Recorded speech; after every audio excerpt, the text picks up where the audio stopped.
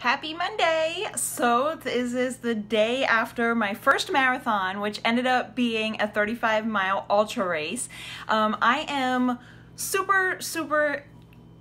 I'm excited. I feel great for the most part, and I've been getting a lot of questions, so I thought it would be fun to go live and show you my walk the day after and answer some of your questions. I have my computer, so if you want to message me a question or if you want to comment below, I will share with you.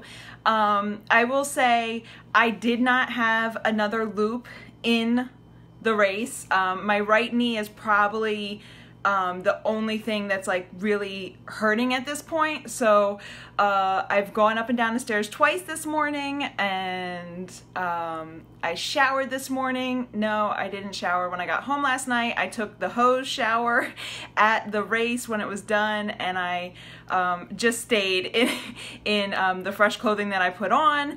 And so I'm going to walk across the room so you can see that I am alive and still walking.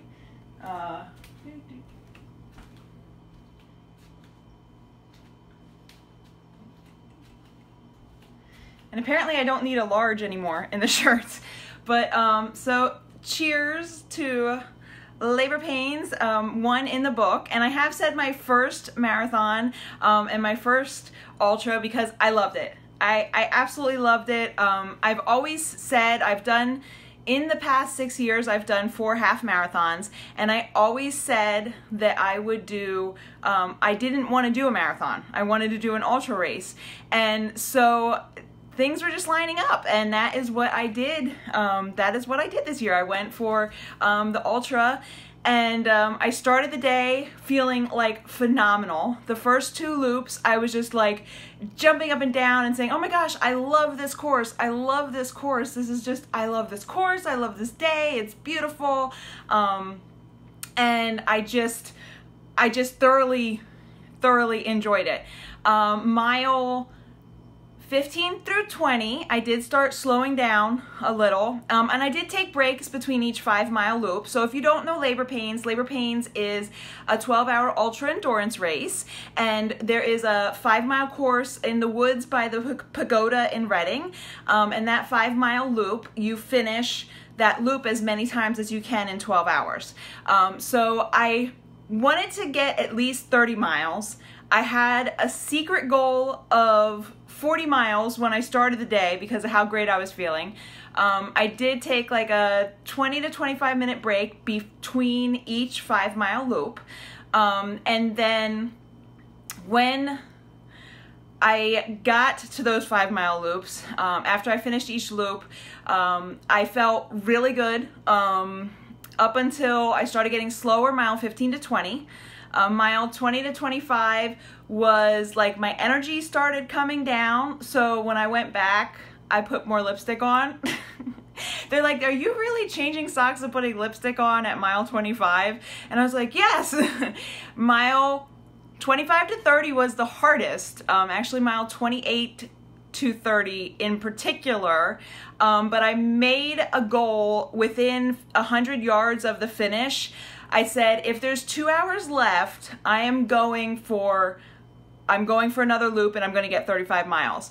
And there was like 2 hours and 10 minutes left. I ended up doing that full loop by myself. My friend Tim, who ran pretty much the whole course with me the whole day, he finished at the 100K turnaround and got his 50K done. So he did his goal, got his 50K, and then the last 4-ish miles were by myself.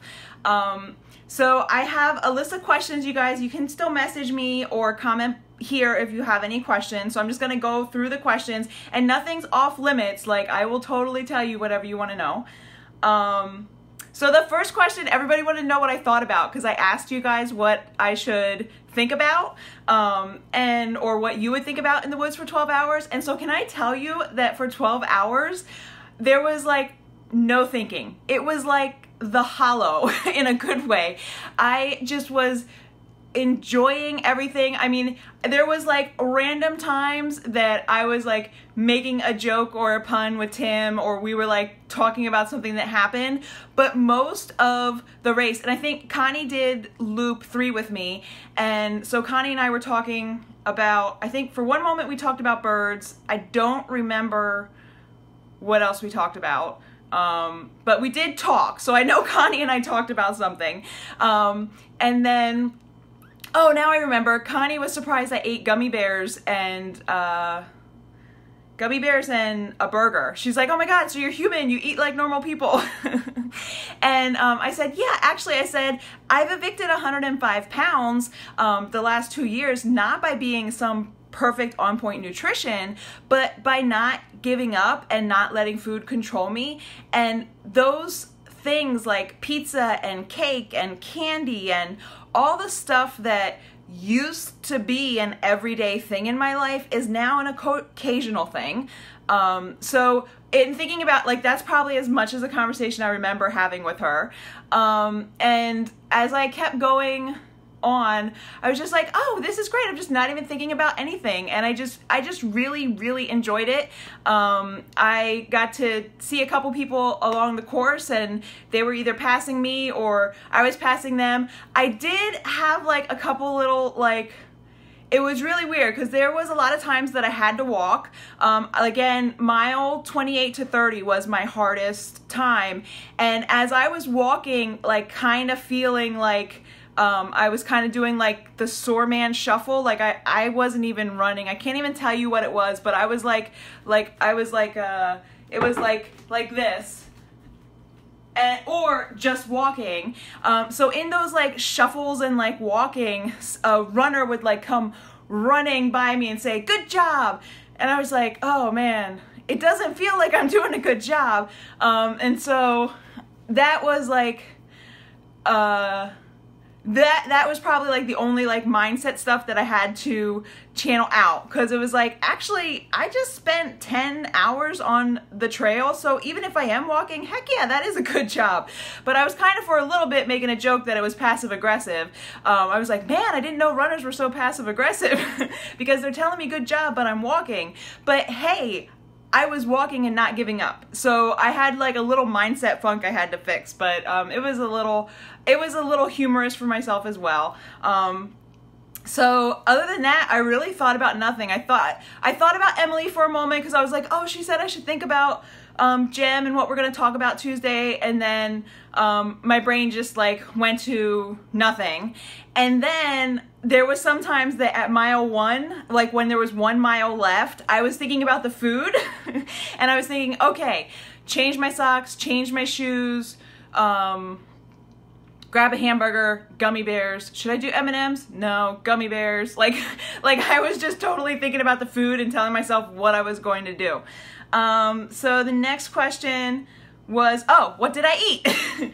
So what did I eat was, I did make my carrot cake like protein balls that I shared like I was doing Saturday night on Facebook. And I did make some chocolate peanut butter protein balls with my superfood shake and dates. So I brought those with me. And my rule was, I had no rules with food other than eat every time the lap ended. And eat before I was hungry, because I know once you get over like maybe 6 hours, like once you get over a point in your running or your like extenuating your exercise, that very quickly you become calorie deficient. And if you feel hungry, I knew that was not going to be a good thing. So I just grabbed whatever looked good. My sister gave me a tip. She's like, if it looks good to you, even if it's something you don't normally eat it, because your brain may be like craving something in it. So my brain really wanted grilled cheese. There were like these little grilled cheese squares. I probably had like 5 or 6 of them. And I had like, they had like hamburgers cut in half. So I did have a cheeseburger and hamburgers. and gummy bears and Twizzlers because they make mouths happy. So I think I had like 4 strands of Twizzlers, and I would like start it out on the next loop with the Twizzlers. But I did have my carrot cake balls and the other protein balls. I did have, oh my God, Zoe, it was so good. It was probably a normal grilled cheese, but like in that moment, it was like, this is the best burger I've ever had. This is the best, this is the best grilled cheese I've ever had. Like, my mom, hands down, makes an awesome grilled cheese, but it felt like it was the best. I was like, these are the best Twizzlers. Like, it's just insane. It's the best. So I was just enjoying like whatever I was grabbing, whatever I did. And so I did have my protein bites every time. I did twice do my pre-workout. I did my my vegan pre-workout before mile 30 to 35, and I started the day with that. And then my drink was water, Coke. I had Coca-Cola, and my hydration, which has carbohydrates and electrolytes in it. I had that every loop, and then I had my recovery drink around mile 25 or 30. So yeah, I ate like everything that I wanted, and so maybe I'll have like a little labor pains baby. I don't know, maybe that's why they called it labor pains.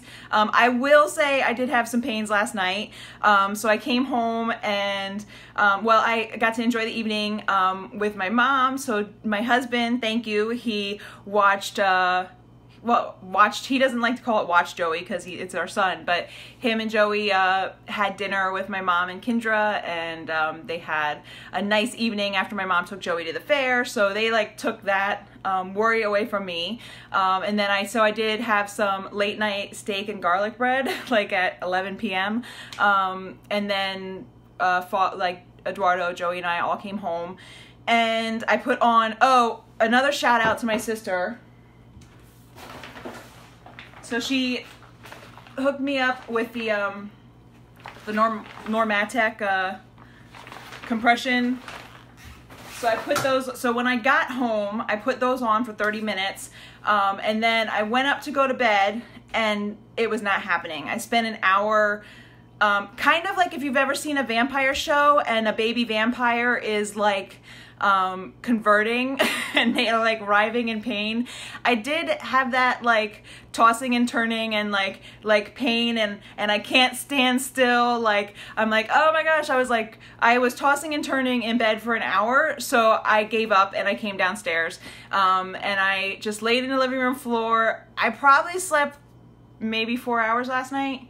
Like, when I did finally fall asleep, it was probably around 3 or 4 in the morning.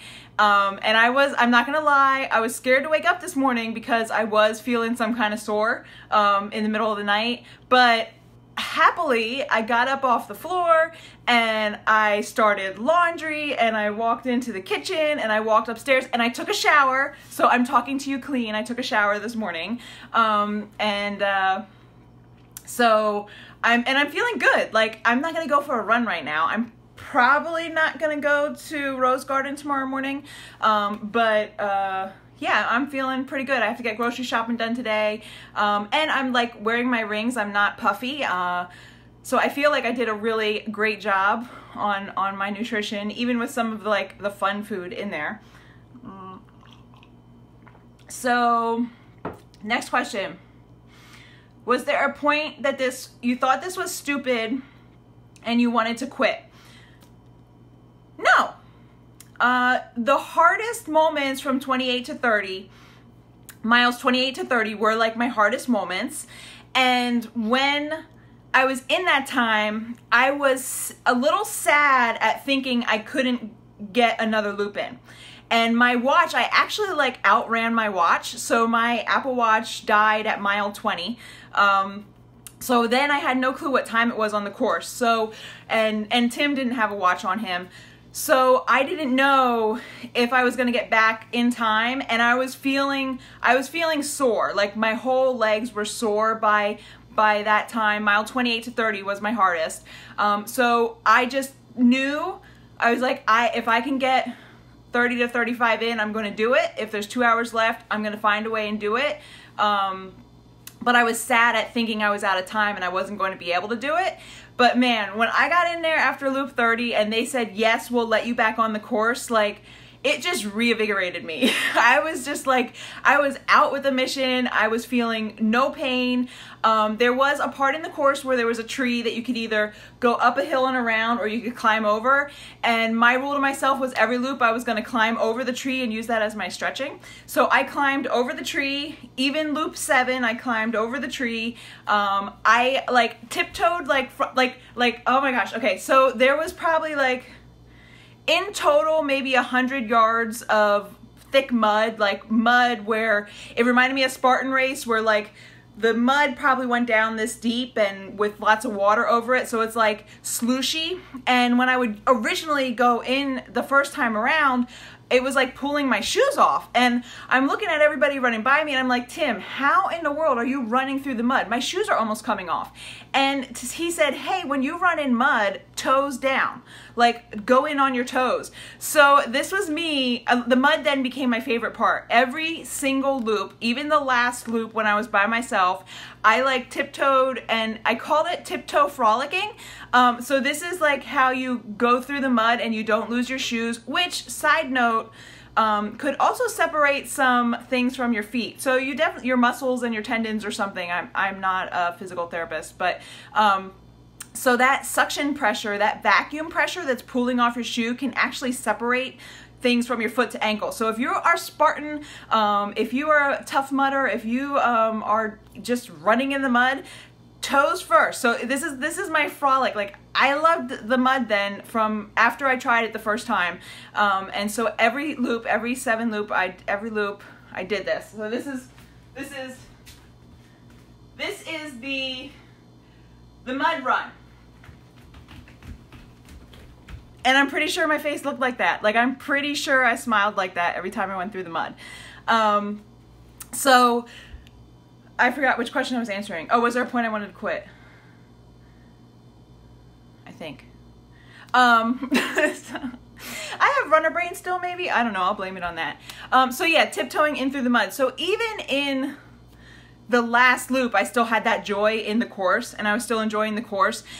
There was never a time I wanted to quit. Like I said, the closest that came to it was that mile 30, where the feeling was more sad that I wouldn't make another loop. Like, that was what it was. And then, I don't know, like I said, I got reinvigorated when they said I still have time. They're like, it's going to be close. And he said, the race director came over and he said, I just want you to know that if you're 100 yards away and the clock ticks and the time's up, you don't get it. But I got it, and I had, I think, like 25 minutes to spare. I have to see the time when they come out, but I powered through that last loop by myself. And oh, on the course, there was beer.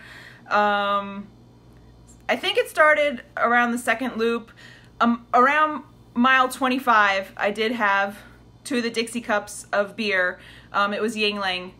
And then the next loop, I did that again because I thought, oh, maybe the beer will help with the pain, because that was the time I was having the pain. So maybe the beer did work, and that's why. Which, if you know me, I don't drink often, and I don't like beer. So I don't know. Maybe it's an ultra thing. I'll have to learn. Okay. What did you eat? Did you go to the bathroom on yourself? Okay. So remember when I said mile 28 to 30 was like probably my worst, hardest thing? So, okay, well, I'll back up to loop 3. I was at 15 miles, and I had not gone to the bathroom yet. Now, I was drinking at least 60 ounces of water and then my hydration mix on top of that. So I was sweating profusely. Like, I was like, everybody was complaining about the gnats. They were like hitting my sweat and drowning. I wasn't getting bothered by them. I just had to brush off their carcasses. Like, I didn't have an issue.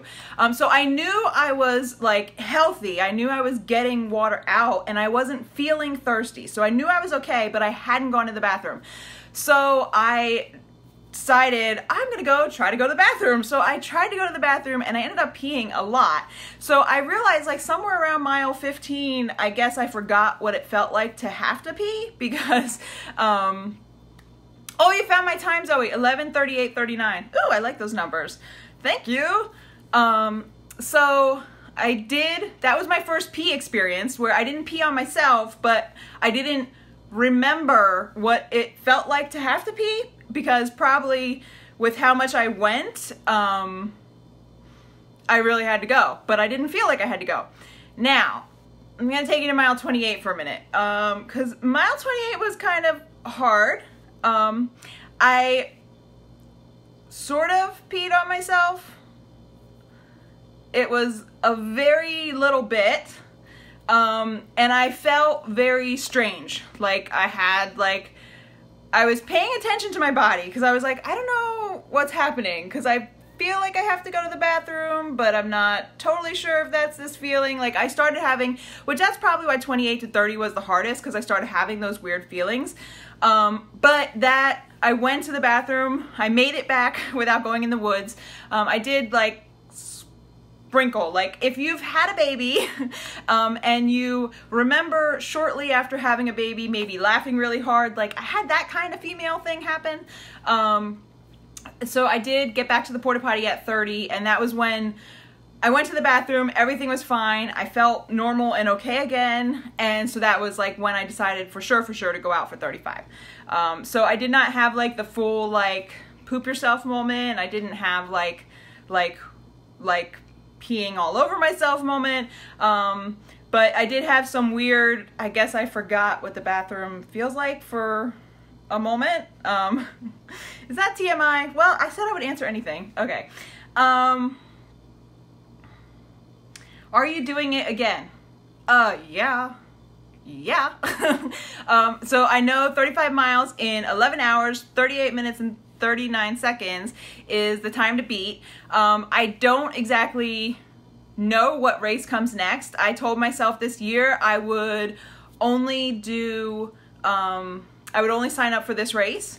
And I mean, I do have a work life. I am working to build my business and help other people. So I don't want to like overcommit myself into a huge ultra training plan at this moment. But I thoroughly enjoyed it.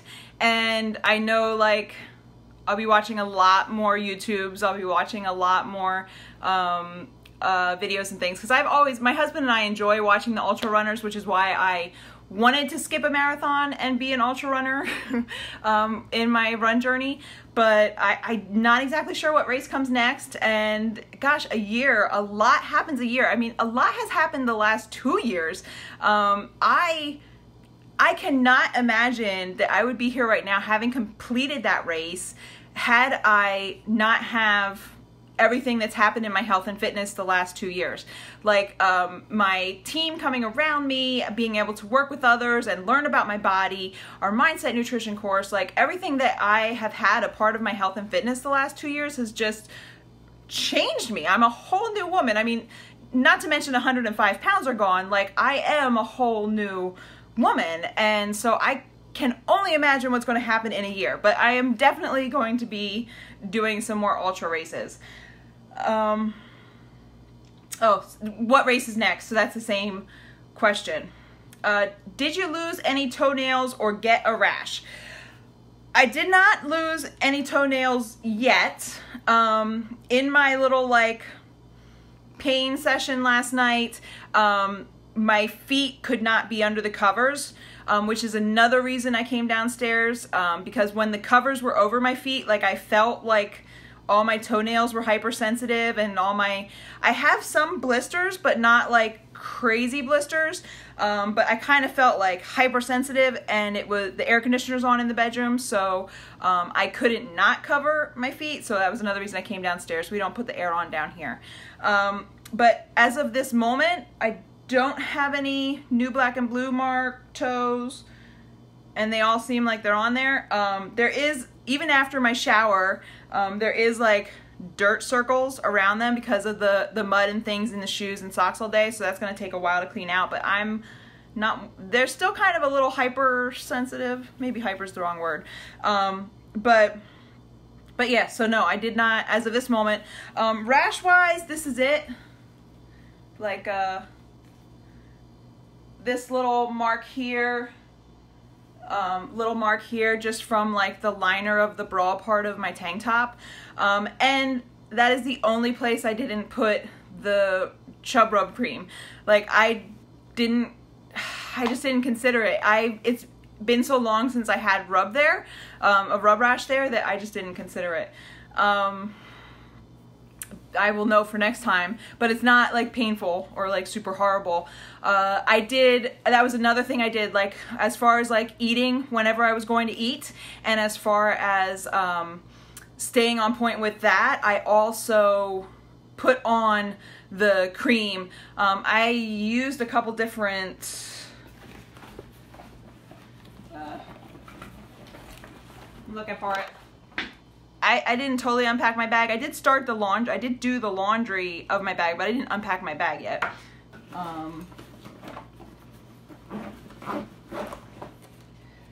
So I did not use just one brand. So I put New Skin, Two Skin. So I put Two Skin on. I used Body Glide and suntan lotion before I got dressed in the morning, so Body Glide was everywhere. And then Ultra was there. They were giving out samples of Nutter Butter. I still have it. Squirrel's Nut Butter. The Squirrel's Nut Butter out of these three was probably my favorite. The Two Skin, it was the first time I was using that. I really did like that as well, but I just kept putting the creams on in places where I have rubbed in the past, every other loop, and I didn't have any. Like, I have no leg rash, like nothing like that, which is why I don't wear shorts to run, because even with having evicted over 100 pounds, like, I still get rubbing if I wear shorts. So that's why I'm wearing capris or longer pants even in summer. I think I got all the questions. What did I eat? What did I think about? Did I go to the bathroom on myself? That was brave. Was there a point you thought this was stupid and want to quit? Are you doing it again? What race is next? How did you feel last night and today? Oh, I'm feeling great. I mean, I'm feeling really, really good. I mean, soreness, like, I know with how my right knee's feeling, like, I know I couldn't have done more than I did last night. Did I lose any toenails? And training. Oh, training. So training wise, I started running. I ran 5 years ago for about 2 years, and I had done 4 half marathons in that time. And if you follow me and know my story, I changed jobs, I got married, and my husband's shift was opposite mine. Joey got too big for the jogging stroller. Life happened, and I ended up gaining 70 pounds from 2015 to 2016. And that is fall. I'm coming up on my 2-year anniversary. Fall of 2016 is when I found my coach and I started my home fitness and my nutrition meal plans and things, and I started on my journey. And so I have, training wise, I've only been back to running for about 3.5–4 months, and I run 3 days a week. I run Tuesday mornings with the Rose Garden group. We do some hills. I usually get 4 miles in there. Friday mornings I do the well, now we're going to IRT soon. Elisa, let me know for sure. I think we're going back to IRT, but we've been going to Cove Road on the DNL trail on Friday mornings, and usually do like a couple times 5 miles then, and then a long run on the weekend, either at the Parkway or at the Trexler Game Preserve. Usually like 9 to 12 miles were my long runs. My longest run before yesterday was 16 miles. So I more than doubled. I doubled and added 3 miles to my longest run. And that I trained, that was my runs. And then 4 days a week, I used my Netflix of Fitness and I streamed our weightlifting program, which is like a 4-day-a-week program with 3 rest days. So I used those, I did those 4 workouts that were 30 to 40 minutes lifting weights as like my cross training. And then the other 3 days that are rest days, I did the running. So that is how I trained. And I felt great. Like when I did the 16 miles later that day, I walked the 5K loop with my son and husband at the Parkway, and I felt fine. I wasn't sore. The day after, I didn't even feel like I ran, and I did 16 miles. So I knew my recovery was good.